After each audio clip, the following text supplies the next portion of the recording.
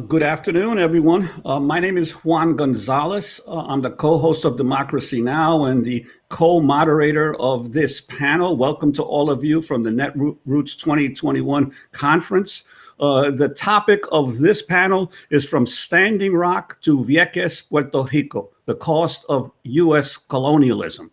We're hoping to have a spirited discussion and presentation by our panelist members. And I want to turn the mic over to my longtime partner at Democracy Now!, Amy Goodman. Great honor to be co-moderating this with you and to have this discussion tonight, this afternoon, from Standing Rock to Vieques, Puerto Rico, the cost of U.S. colonialism. Juan and I co-host Democracy Now! And we've been doing this, it's hard to believe, for 25 years. We're celebrating our quarter-of-a-century anniversary. And it's particularly moving to do this the day after the Nobel Peace Prizes were awarded to two crusading, brave journalists, one of them being Maria Ressa of the Philippines, the website Rappler. These journalists have been imprisoned, have been threatened. And it's about recognizing journalism overall as a forum for justice, as you can see on my shirt, and a forum for free speech, which is so essential to fighting fascism and authoritarianism. And so today, how does that link to our guests and our discussion? It's about giving voice to movements. And that's what Democracy Now! Has always been about. Grassroots, global, unembedded, independent, international, investigative, providing a forum for people to speak for themselves unless they can't, endangered, imprisoned, disappeared. Then we tell their stories until they can tell their own. Today, we're joined by three illustrious, remarkable activists and journalists. We're going to begin our panel with Carmen Yulín Cruz. And I always think back to that image. I can't think of a more profound anti-colonial picture than two pictures. One of President Trump after Hurricane Maria, hurling paper towels at the people of Puerto Rico. And think of a split screen with our panelist, with Carmen Yulín Cruz, chest high in water, trying to save the people of Puerto Rico. She's the former mayor of San Juan, and she's now a Weissman Fellow for Leadership at Mount Holyoke College in Massachusetts. She'll be our first panelist. Then we're going to move on to Jenny Monet. Jenny is an incredible journalist, an investigative journalist, and author of the weekend newsletter Indigenously, Decolonizing Your Newsfeed. Her work is best known for her reporting from the anti-pipeline protest at Standing Rock, the Dakota Access Pipeline. The perspective that Jenny brought to this, her relentlessness, her giving voice to not the voiceless. They had very strong voices. They just don't hit the corporate media radar screen. She then would be receive the Journalist of the Year award from the Newswomen's Club of New York for her reporting. Jenny is a tribal citizen of Laguna Pueblo, Big Turkey Clan. And finally, we are hoping to speak with Myrna Pagan. She is a longtime activist, artist, abuela. She has been working for peace and justice for decades, 85 years old, traveled extensively to represent the people of Vieques, and has spoken before the UN Decolonization Committee at least 5 times to denounce the hardships of and injustices against the Vieques community, which she calls the colony of the colony. She's appeared in many documentaries. We're hoping she'll be part of this discussion today. But because electricity is almost totally out in Puerto Rico, we hear, and there's been an earthquake off the coast of Vieques, this is going to be a serious challenge. So we'll see if she can join us. We really hope she'll be able to. So we're going to hear speeches from each of them. And then we're going to have a discussion and include your questions and comments in the audience. So I hope you really will be active and join us. This is so important. Juan, why don't you send out the opening question to the former mayor of San Juan, Carmen Yulín Cruz. Well, Carmen, and I hope also some of the other speakers will address this, but as someone who's studied and been involved in the movement for self-determination in Puerto Rico now for more than 50 years, I think a lot of Americans, even progressive ones, don't really understand the difference in what it means to fight for sovereignty as opposed to fight just for equal rights. And that sometimes they are confused. So right now in Puerto Rico, we have, in the US Congress, we have two bills that purport to defend the Puerto Rican people. One is a statehood bill. There are many statehood people who feel that equal rights for the US citizens of Puerto Rico means being a state. And there is another bill that is pushing the concept of sovereignty and of Congress recognizing the sovereignty of the Puerto Rican people. So I'm hoping Carmen can address some of this. I'm sure she will, and the other speakers as well. Well, thank you very much, Juan and Amy. It's very nice to be here at Netroots. Which really, it's a platform for progressives to look at things that must be, attention must be paid. And one of those things is in colonialism. Puerto Rico is, if not one of the last standing colony in the world. And shout out to my friend Mirna Pagan, who right now, and we were speaking with Amy, there's no power in Vieques. There's no power in a lot of other places in Puerto Rico. And we're not only talking about electric power. We're talking about an imposed fiscal control board. It's called a supervisory board that it's really making decisions over those elected in Puerto Rico. Just imagine that. Imagine that anyone voted for President Biden or for President Trump, and of course President Biden got elected, and then here comes 7 people mandated by somebody else to make all the decisions and to second guess everything that President Biden is putting forward. I know what you're thinking. You probably think, well, there's 2 Democrats in the Senate that are really doing exactly that, but at least those 2 were elected, and there's an opportunity in the midterm elections to just ask them for the receipts of what they had done, so to speak. But I want to begin by answering your question, Juan, by taking what is the Oxford language definition of colonialism. It's the policy or practice of acquiring full or political control, partial or full political control over another country, occupying it with settlers and exploiting it economically. So the first thing that we have to understand is that people don't go into another country, and that this is important. Another country, Puerto Rico is a country. I am a Puerto Rican national with a U.S. citizenship. I respect the U.S. citizenship, but my soul, my being, my whole existence is defined by my Puerto Ricanness. And that is something that some people get confused by. I am not an American citizen living in Puerto Rico.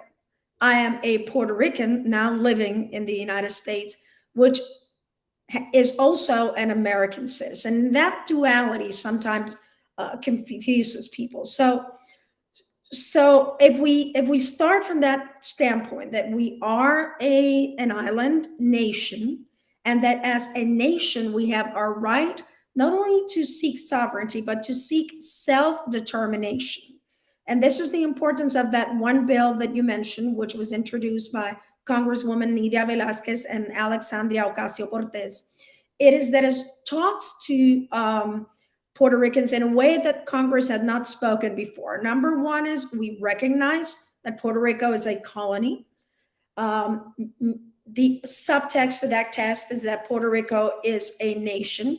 And we recognize that Puerto Ricans have the unalienable right, just as Americans have unalienable rights, to decide our own destiny, to decide what our relationship with the United States would be. In that particular bill, only solutions that are non-territorial, which means colonial, it's a euphemism for saying that you're a colony, non-territorial are present. There's another bill, which is the bill introduced by some members of Congress that believe in statehood for Puerto Rico, that says, no, let's recognize statehood for Puerto Rico, period. And it doesn't give the people of Puerto Rico an opportunity to decide. And it just thrusts also into the people of the United States an opportunity to see what the people of Puerto Rico have to say. So if you're a real progressive, as everyone at Netroots is, or mostly people at Netroots are, the progressive idea is to not to say, no, Puerto Ricans should become a state, that is what the best thing for them. That is an imposition. That is just following on the colonial blueprint. The progressive way of doing things is to say, okay, let's follow a process similar to the one followed in this country when it first began. Let's put all the options on the table. Of course, in the US, it was how much federal power would the federal government have? And you would all remember the Federalist and non-Federalist papers, right? And let the people of Puerto Rico decide. Why should the people of Puerto Rico decide? Because we also have unalienable rights to life, liberty, and the pursuit of happiness. I often say that I like so much the founding blocks of the US that I want them for my own country, and let my fellow countrymen and women decide, do they want to become a state and under which circumstances? See, the statehood movements tell Puerto Ricans that if we become a state, we will continue to have Olympic representation, and we will continue to speak Spanish, which is not true. But they also state it as if the only reason for Puerto Ricans to become a state has to do with the money. How much more money and federal aid can Puerto Ricans achieve?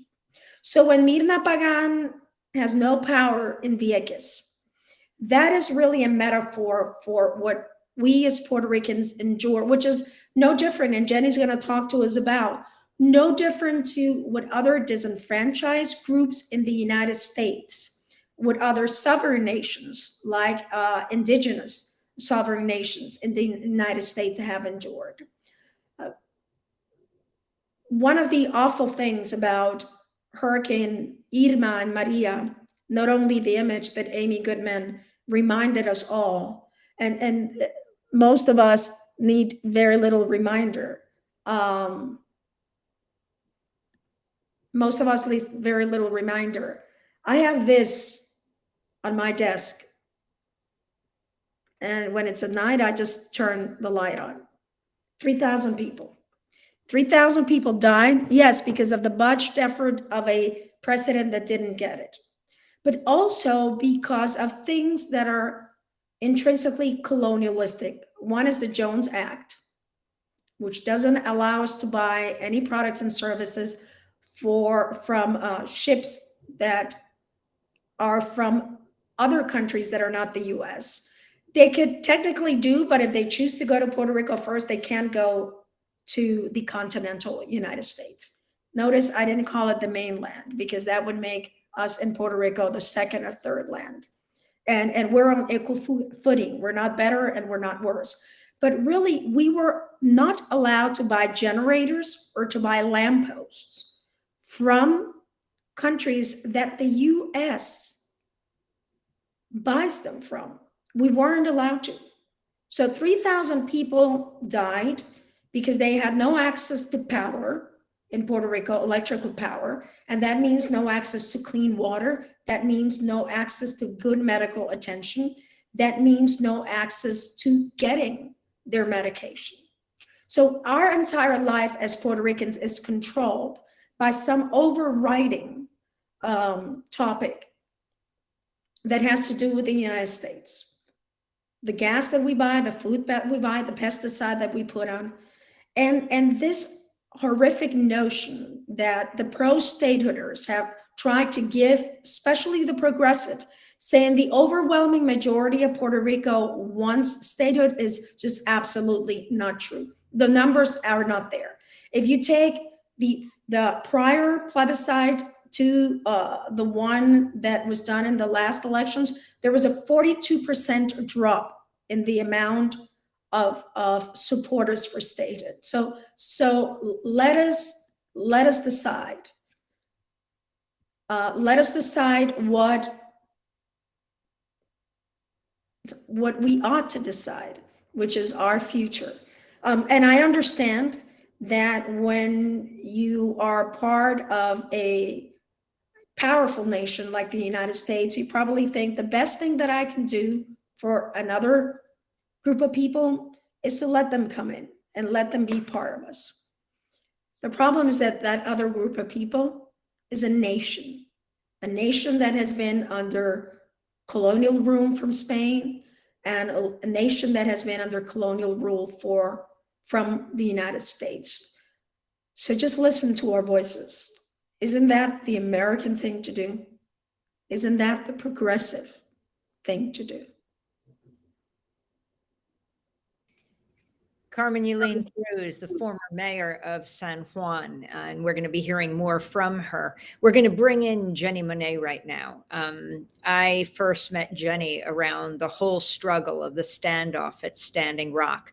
Jenny was there for a good length of time, covering in 2016 during the presidential election race between Trump and Hillary Clinton. She was there on the ground in North Dakota as the Standing Rock, people of Standing Rock took on a major corporation fighting the Dakota Access Pipeline.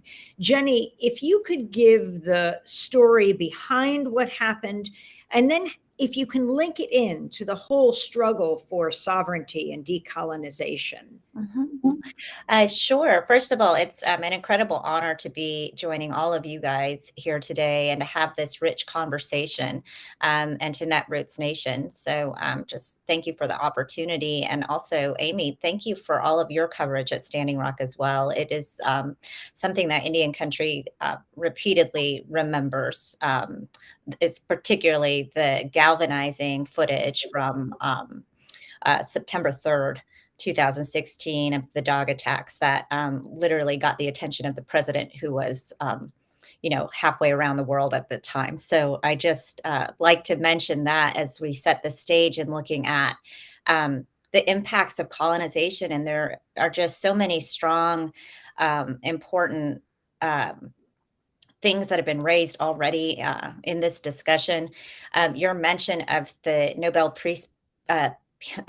Peace Prize winning journalist, I think is so critical and important for us as journalists to keep talking about, because, and particularly in this context around how narrative is framed.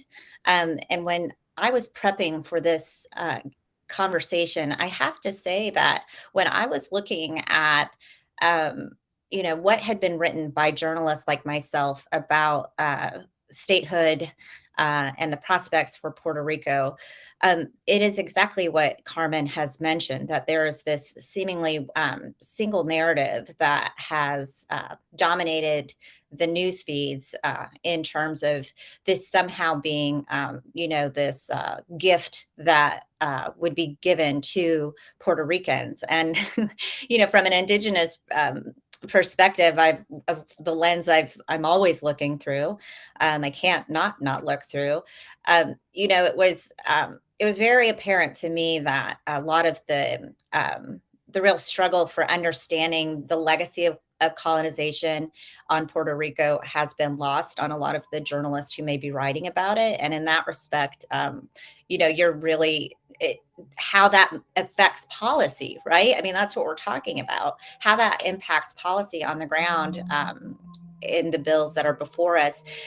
Those that's where these major decisions get made. And that is the cycle of colonization in our modern sense, right? We're not living in a post-colonial world. Colonization is happening around us all the time. And Standing Rock is a prime example of that.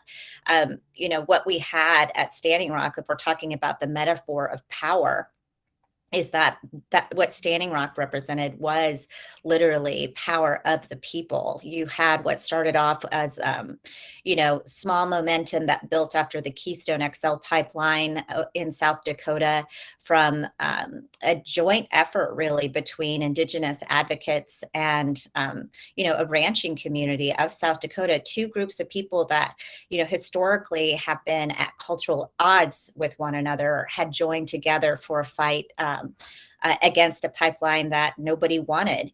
And that momentum, you know, it was the early seeds that planted into Standing Rock to create what I continue to call one of the most, you know, largest Indigenous-led movements of our lifetime, perhaps. Maybe in another 7 generations, we'll see something else like that. But you know, and it was what we're talking about. It was a lot of buried narrative akin to what we're talking about with regard to Puerto Rico. The journalism was hard to get out, as you know, Amy. It took a lot of just being in the right place at the right time to have that kind of amplification on the issue. And so when I look at Juan's earlier question about the idea of sovereignty, it's just so intertwined with with how the narrative is framed and how these movements are getting the attention that I think that they so often are underrepresented in the press or misrepresented.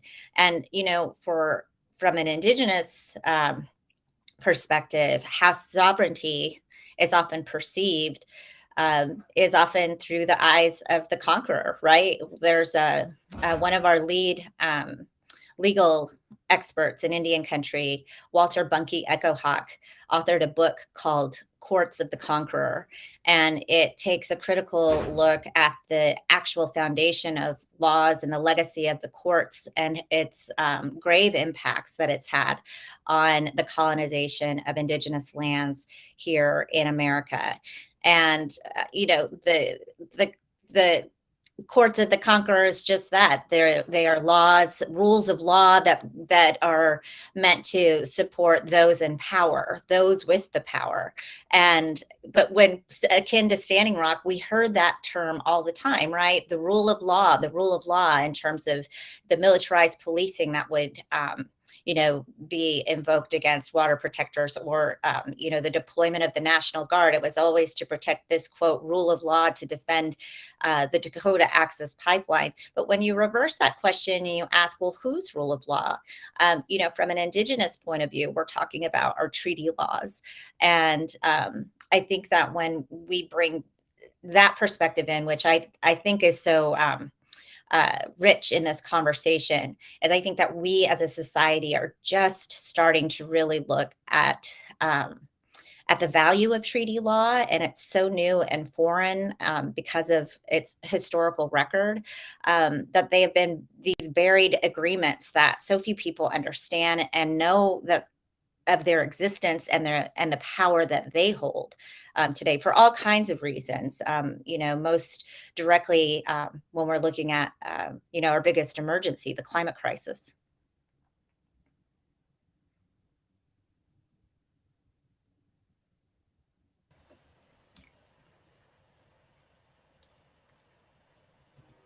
Well, let me. Is Mirna here? I think that.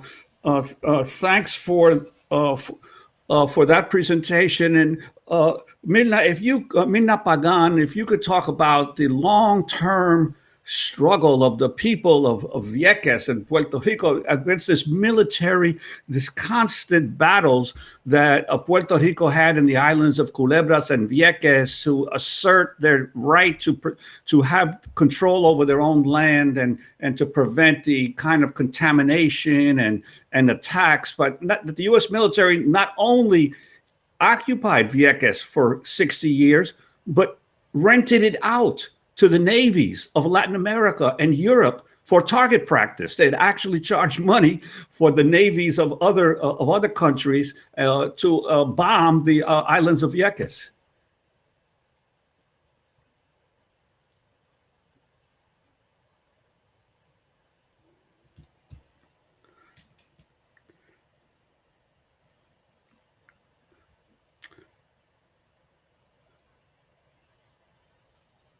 I think we're having some problem with her sound, aren't we? Amina, you might be muted. Check to see if you're muted.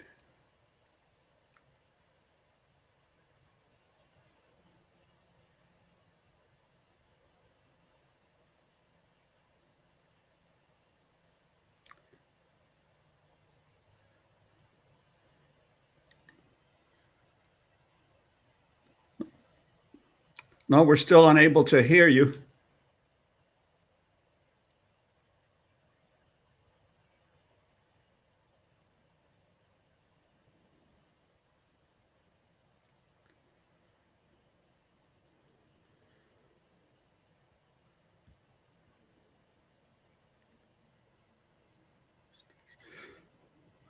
Yeah, well, why don't we bring her off stage while we fix that that sound problem? And in the meantime, I'd like to go back to Carmen to talk about, if you can, a little bit. Again, a lot of Americans, and this is a largely American audience we're dealing here at Netroots Nation, are not familiar with the legal underpinnings of this colonial empire that continues to exist. I'm talking specifically about the series of cases back in the early 1900s known as the insular cases, Downs versus Bidwell, Balzac v. Puerto Rico, where the Supreme Court basically established the right of the federal government to hold the colonial empire when they decided that Puerto Rico was a territory that belonged to but was not part of the United States. And that's allowed Congress to enact all these other laws in relationship to Puerto Rico that it doesn't do for other parts of the United States. I'm wondering if you could talk about that somewhat. No, and one of the things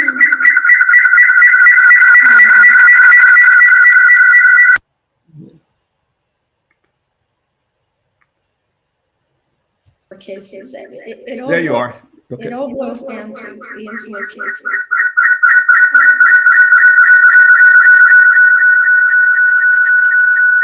Let me lower my volume here. Can you hear me now? Yes, we're still getting a little echo, but It's with the insular cases, it's very important to notice that they all stem from a they, them, and us. You know, when you are the colonial master, then you get to decide what you do with these subjects. It's not only the bombing in Vieques, it's Agent Orange was tried in Ajunque, which is often advertised as the only rainforest in the U.S. National Park System. It is also that the contraceptive pill was tried in Puerto Rican women unbeknownst to Puerto Rican women. It is that there has been experiments with doctors injecting cancerous cells into Puerto Ricans to see how they develop. So it has been a story of a lot of excess power. It's also been a story, and we have to say, of not political, but of economic development, financial development, kind of a laboratory. Puerto Rico was brought up to Latin America saying, look, we took the poorest nation in the hemisphere and we made it the one with the highest per capita income. But that all started to unravel as preferential treatment was given to Puerto Rico. Section 936 of the IRS code that allowed pharmaceutical and manufacturing companies to repatriate the money into the U.S. without paying any federal income tax, started to unravel, and Puerto Rico's demise, it began. Why? We have a saying in Puerto Rico that when the U.S. gets a the flu, we get pneumonia. Because everything is so interconnected. So not so much, and I want to go back to something that Jenny said, the rule of law. You know, the rule of law is written, as she said, from the perspective of those who write the laws. So law allowed all of this to happen, allowed the people of Vieques to go through not the indignity, because they're very dignified, but the non-dignified treatment of being rented out. But let's not go so far. I mean, the Clinton White House and the Bush White House did reports that said that Puerto Rico could even be sold. So it's really the impact. What impact does that do? What impact does colonialism have on everyday life? It's not only a financial impact, it's not only an impact of our natural resources could be sold, it's an impact on who you are. You're always taught that you're less than. And I often say, you know, which is the truth, the big chicken is or the big rooster is the American rooster, and ours is the little one. The big ox is the American, but the big cockroach then is the Puerto Rican cockroach. And all we're asking, especially to this progressive audience, to think about is, what does it mean to be an ally? Does it mean imposing what you think is best for Puerto Rico once again? Or does it mean allowing a platform for Puerto Ricans to raise their voices and decide what kind of a relationship they want with the United States? And I don't have any doubt. For example, I'm a proponent of free association. Just think about it as a prenup agreement. You know, we want to get married, but we want to make sure that everything is on the table. And then I know what you're bringing to the table, Juan, and what I'm bringing to the table. And that we know, yes, if we're going to exit at some point, how will that exit take place? But the problem is that most of the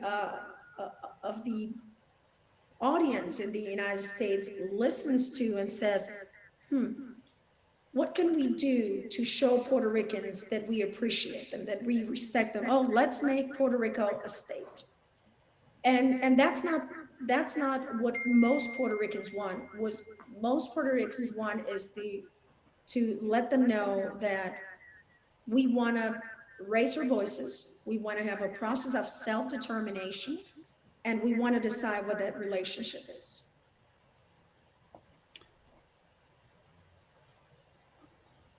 If I could follow that up, Carmen, because I want to share a little vignette.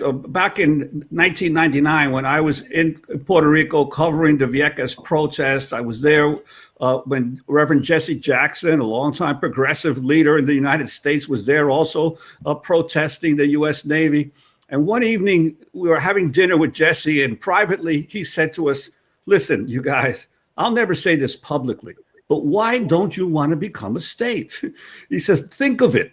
He was thinking of it from the Democratic Party perspective. If Puerto Rico becomes a state, there's 2 more U.S. senators that will be Democratic, 5 more congressmen that will be Democratic, and the District of Columbia becomes a state. The Democrats will control the politics of the nation. And those of us who were there, who were Puerto Rican, said to him, Jesse, we love you. We think you've done great work, but you really don't understand the dynamics that goes on here in this territory and how people see themselves. I'm wondering your thoughts about that, because there are many well-intentioned people who consider themselves liberal and democratic who say, hey, let's make Puerto Rico a state. Sure, and God bless Reverend Jesse Jackson. You know, he's a beacon of fight for justice. But then justice is not to be defined by others. Justice is to be defined by those who are seeking that justice. And you don't hear me saying, let's not consider statehood. You hear me saying, let's go through a process where all voices are heard. And where the Reverend Jesse Jackson, who got on a plane and went down to Puerto Rico after Hurricanes Irma and Maria. I had an opportunity to visit with him one afternoon when he went there. And we thank him for that and for all the work he continues to do. We're so happy that he, fought this COVID thing and just came out on the good side of the fight. But it's that we are Puerto Rican nationals, that we consider our country Puerto Rico. Even people that believe in statehood say, well, what the US has to do is insert one nation within another nation. Well, first of all, that's a very centric way of looking at things. We have Jenny in this panel, and she's a member of a sovereign nation, an indigenous nation within the United States. But I think that what happens is that most progressives and liberals and Americans see this as a civil rights issue because they just consider us, these are citizens of the US living in the Caribbean. And that's not the way we see ourselves. We are Puerto Ricans who have a US citizenship living in the Caribbean. And that's a different perspective. And that becomes a human rights issue. And a human rights issue is a self-determination process, not a forcing it. And another thing that I have to say is, it's like, let's look at the statehood bill.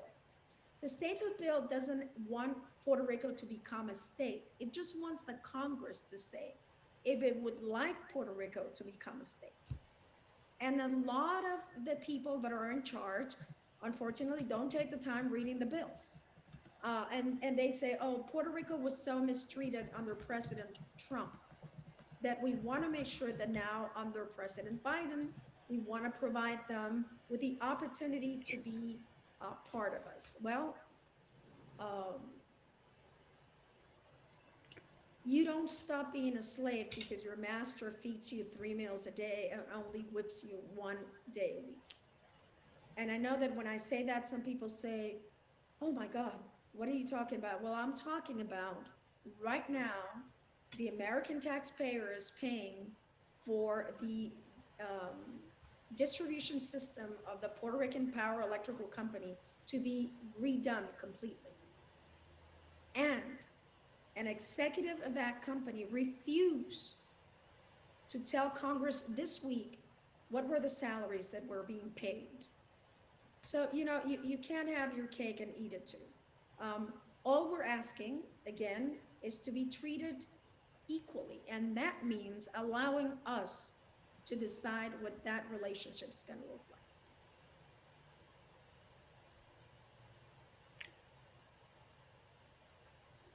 I'm going to toss it to Amy for the next question to our panel. Okay. Well, we can try for Myrna for a minute and see if we can hear her. And if not, we're going to go next back to Jenny. Myrna, can you hear us? And let's see if we can hear you. No, I'm so sorry. Let me just say, Myrna Pagan is a legend. And I cannot bear that we are truly watching the voice now of the voiceless, literally. But her advocacy on behalf of the people of Vieques, I mean, Juan talked about it before, but the years of the US Navy bombing the island of Vieques, and Juan, maybe because Myrna can't speak of it, when I think of the civil disobedience and the lack of people's awareness all over the United States, even, isn't it true that white phosphorus was used? And the fact that you said that the US military made it available to other countries' militaries, and yet Myrna is living proof at 85 years old that many people live on the island of Vieques, and it was only through their activism, only through their arrests, only through their outcry and nonstop bringing these issues to the United Nations and other international fora that bombing stopped. Yes, absolutely. And it took an enormous movement, thousands of people being arrested, and progressive Americans coming down to the island as well. The actor Eddie Olmos, this is Mrs. Jesse Jackson came down as well. A congressman and elected officials from the United States all were arrested. In addition, with the people there were so finally. The Bush, first the Clinton and then the Bush administration had to agree that the Navy would leave the island of Vieques. So it was a long, almost 30-year fight of 9,000 residents of Vieques to finally, and of the entire Puerto Rican nation, because it united all different political factions on the island to force the Navy to leave. But of course, they also then took all their military bases as well. So they, almost as payback to the people of Puerto Rico, they closed down Roosevelt Roads, which was the largest U.S. military installation outside of the United States, and they closed it down in revenge against the people of Puerto Rico for daring to protest the Navy.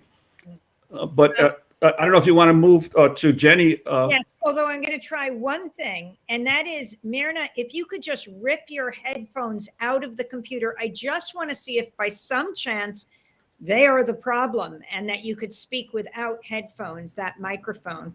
Just take it out, and maybe that is what's muting you, though I doubt it. But not. I can hear you. Oh, we hear you perfectly. We hear you. Oh, perfectly. wonderful. Good. This is what sorry to have caused all of this. Well, go right ahead, Myrna. You heard us talking about you, but nothing about you without you. So why don't you talk about the situation on Vieques? Thank you. Juan, I believe that your question had been, or what about the Navy now, is what I want to speak about, because yes, we got out there, and with the help of the Diáspora and thousands of people from all over the world, we got the bombing stopped, we got the base closed. But what's happening right now is a continuation of contamination of an already sick, in crisis community with the manner, the modus operandi of the cleanup of the Superfund site. The Navy is using a open burning, OD, open detonation of UXO, unexploded ordnance. And what does that mean? That bombs, ordnance, rockets, whatever, chatarra, basura, whatever has been found in the cleanup that they're doing is set to fire and exploded. That's not an enclosed chamber. That is the air of our planet. That is the air of our island. That is the air that we breathe and continues to affect our health, continues to contaminate our land, continues to contaminate the waters that are our island life. And Alexandria Ocasio-Cortez in 1919 was able to get put into the Department of Defense budget $10 million for an enclosed chamber to protect the people to some degree from the chemicals, from the refuse of the burning, etc. We're waiting still. The monies were appointed. The monies, we are hearing from the Navy that hopefully by the end of this year or going into the next year, they will set up detonation chamber 1. That's all we had the money for, 1 chamber. And I hear from them that the size of many of the bombs that are being brought up from the seabed, that are being found, is too big for this chamber. So we have also gotten a water knife to cut up the unexploded ordnance in hopes that it can be fitted in to the chambers, and in hopes that the Navy will put this on the front burner, for heaven's sake. It's to continue to contaminate an island that is already with no hospital, with problems to get to the big island for emergency treatment. You break a leg, you'll have a baby. None of that can be taken care of on Vieques. There is no facility to take care of that. So we depend on transportation to the big island. What we need is a hospital here. What we need is a service, dependable service, of a helicopter to take people over. We have children dying, we have adults dying because a helicopter didn't make it to the impromptu place where this island is receiving its medical attention. It's criminal. This is criminal behavior. And Juan, when you mention the fact of the problems in Congress with Congress not wanting to close the facility in Vieques, when we are now at the time of reaching for this detonation chamber as some of a solution, a beginning of a solution, we couldn't use the word Vieques. It had to be referred to as an area in the Caribbean. Pero no mencionar a Vieques. We're still being punished. We're still being punished for the closure of that base. And we're still dying because of neglect, because of lack of services, because of colonialism on our island. Thank you so much for putting up with all of this madness. We had an earthquake yesterday. We had 2 yesterday and another one this morning. And this is on a fault that is very close to Esperanza, where I am from. And so everything is continuing to be as difficult as ever since the pandemia, since Maria, since life. But we're fighting, we're continuing our struggle, and the struggle is just.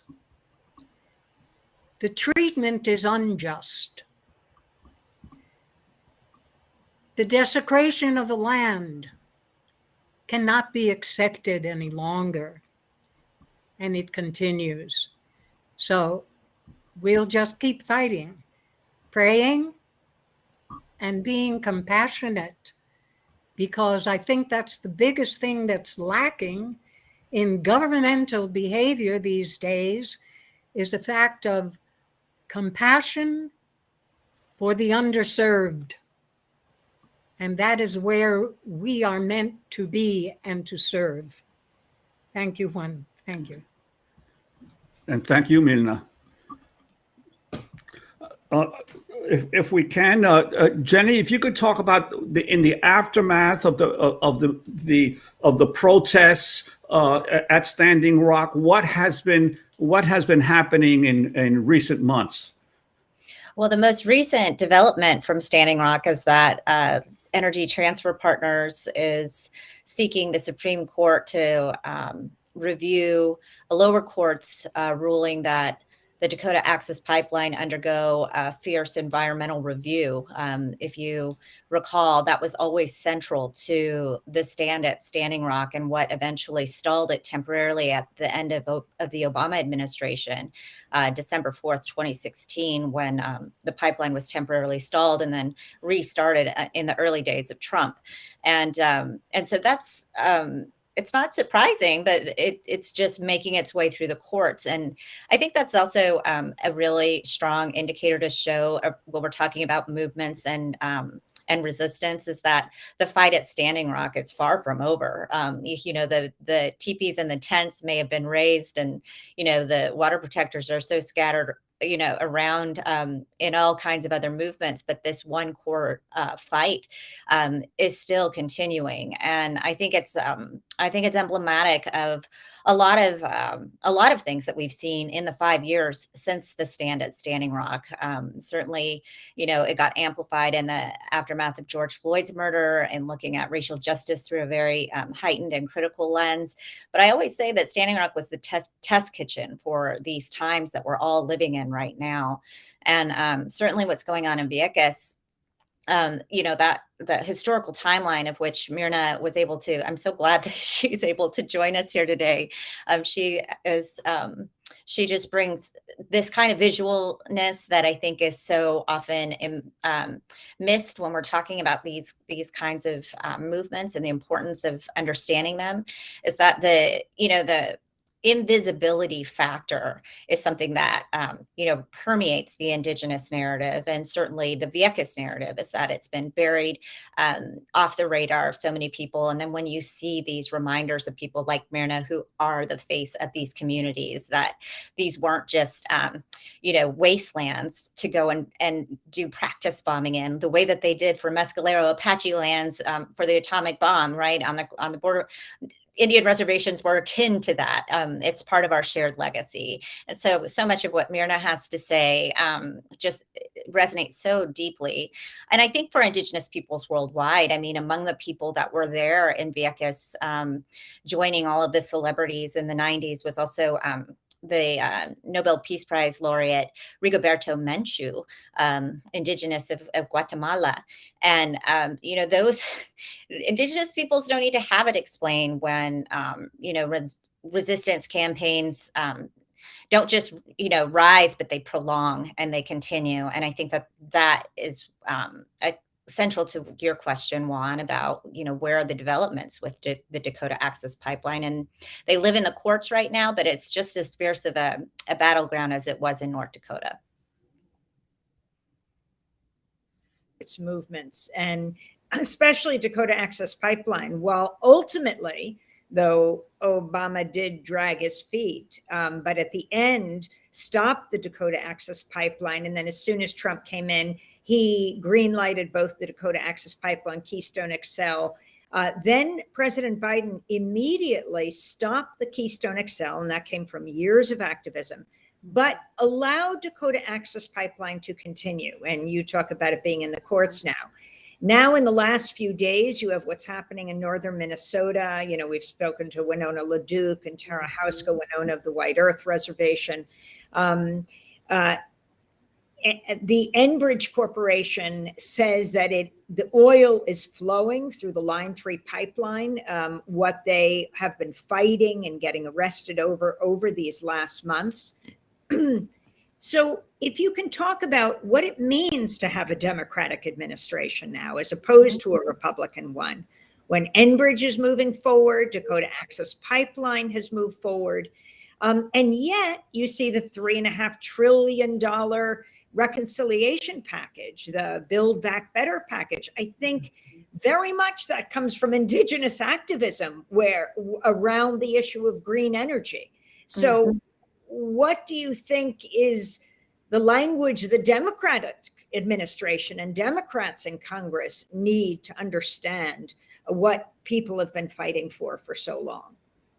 Yeah, I think what you're talking about, and looking at this timeline with relationship to Line 3 and the president, this particular administration, couched around being a climate president, I think there's great disappointment. We've heard this even from Winona on your show, extraordinary disappointment, because what Line 3 also represents is that the equivalent to the Army director at the time, Joellen Darcy, now is staffed with a Native American, Nez Perce man. I'm just looking up his name because I wrote about it recently in Indigenously. the acting assistant secretary, Jamie Pinkman, is Nez Perce, with all the power to have stopped Line 3. And it's really disappointing to know that we've been on this road before, and that I think Biden's silence on it wasn't that there wasn't any conversation. It was just an incredible silence around Line 3.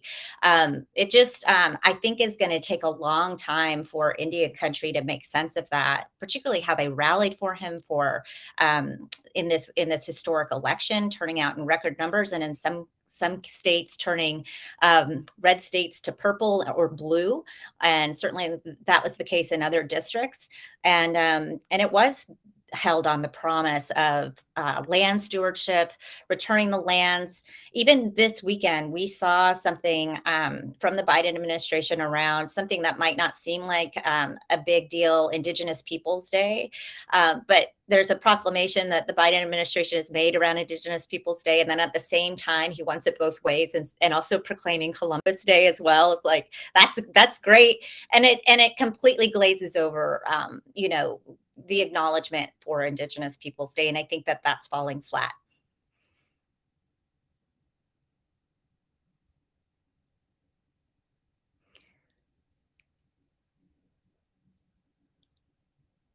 Amy, I think you're muted.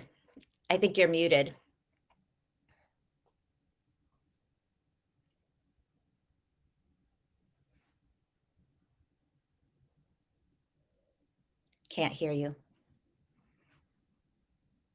Darn. I always enjoy talking with you, Amy. There was something else that Myrna said. Well, you might want to come in at any time, but Myrna mentioned compassion. And I just have been saying that so much to so many people when we're talking about these movements and writing about them as a journalist, is that we're living at a time that has probably invoked a need for so much compassion, right? In the aftermath of George Floyd's murder, the pandemic, and us all living around such great suffering. And yet, it's almost as if compassion is one of the hardest things to achieve. And it's really changed my outlook on how I, as a journalist, approach communities and their struggles. And so I really appreciated you, Myrna, for bringing that into the conversation. It's not discussed enough, but it should be. Thank you. I don't know if I'm on. You are on. I? I think we have audio issues with our host, and so it's an honor to share that with you. The interconnectedness, the what binds us together, our humanity. At this particular time, this is such a time of transformation for the world, and we've got to stay awake and alert and dig really deep into ourselves about the honesty, the integrity of our commitment to make things better, because we can make things better, and we are the solution. Who else is going to make the change? We are called upon. We have a responsibility. All of us. And I'm so happy to have been able at least to get some of the Vieques situation into the conversation again now. And the problems that we're having here, and the importance of the link between us, the Native Americans, of the importance of the people in the diaspora, that we are together. We make existence possible, and we make life beautiful. And so we have to stay together. It's that energy which is going to save this planet. Hello, Juan. I would also just add quickly, Myrna, the relationship to the land as well, particularly in Vieques, and what happened there, with all the dumping that took place there. Well, and I think we're continues. just about out of time. I want to thank Jenny and Mirna and Carmen Yulín for joining us in this conversation on from Standing Rock to Vieques, Puerto Rico, the cost of U.S. colonialism. And thanks to everyone for attending the session. Oh, and there's Amy Thank finally. you. There Thank we you. are. Thank you very much. Peace. Okay.